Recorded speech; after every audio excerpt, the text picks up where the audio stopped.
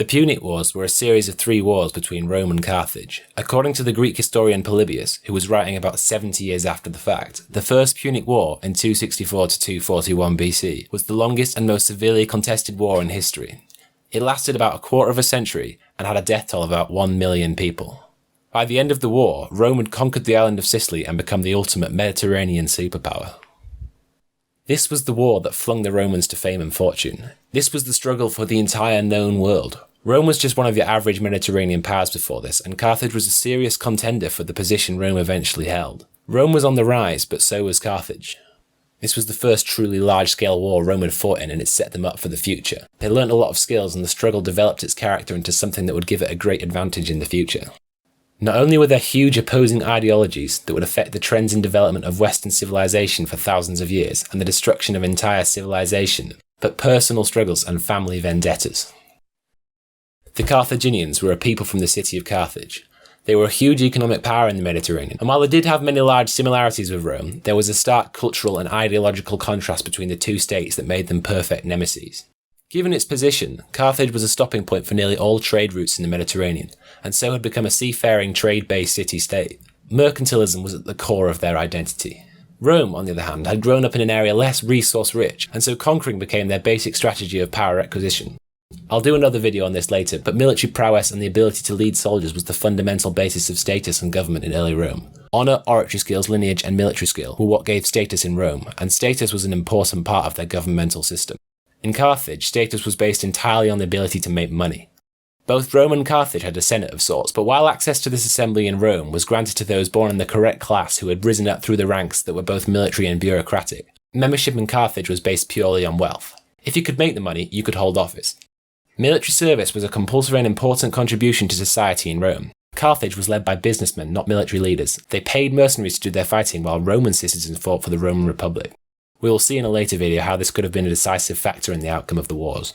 Both Rome and Carthage annually elected heads of state, and while the Carthaginian head of state had power over pretty much everything except the army, the Roman head of state's primary role was to lead the army. There are many more stark contrasts between the cultures of these two similar civilizations, but another thing that made the war pretty much inevitable was the bordering territories which pressed against one another in crucially wealthy parts of the Mediterranean. Rome and Carthage were both growing, and there was not room for both of them. Sicily lay equidistant from Rome and Carthage and was too rich not to be coveted by them both. It had plenty of fertile land that Rome needed for its growing urban population. When Rome won the wars, Sicily became the breadbasket of the empire and Rome came to depend on it. When the Greek general Pyrrhus left Sicily, he said, "What a field we are leaving for the Romans and Carthaginians to exercise their arms." Like the First and Second World War, the Punic Wars brewed like a storm that any small spark would start. The event that actually acted as the catalyst turned out to be completely irrelevant later and was more of an excuse to check the power of the enemy. This event was the Mamertine situation. The king of Syracuse, an independent Sicilian city, hired Italian mercenaries who called themselves the Mamertines, meaning sons of Mars, to fight his war with the Carthaginians for control of Sicily. When he died, the mercenaries were unpaid and unemployed. They decided to take the Carthaginian-controlled city of Messana, now Messina, for themselves. The Mamertine horde of mercenaries lived here for a decade, plundering the local population. Hiero, the new king of Syracuse, wanted the island to himself, and the Mamertines saw how dangerous their position was. They asked the Carthaginians to send men to help defend them. The Carthaginians had no reason to help the Mamertines after they had stolen Messana from them, but they saw it as a free opportunity to reinstate their power there and effectively take the city back. When the Carthaginians arrived, the Mamertines soon changed their mind and wanted to remove them from the city. They asked help from Rome in their homeland. The Romans were completely divided about how to deal with this issue, with many wanting to go on the defensive, arguing that the powerful Carthaginians were right on their doorstep. This situation with the Mamertines was not the cause but the catalyst of war. All the Mamertine situation did was pop the question, do we need to fight the Carthaginians? The Romans argued and eventually decided that the answer was yes, we need to stop the Carthaginian encroachment. Messana was a strategically valuable place to the Romans, as if they controlled it, they would then control the states between Italy and Sicily. There was heated debate among the political leaders of Rome.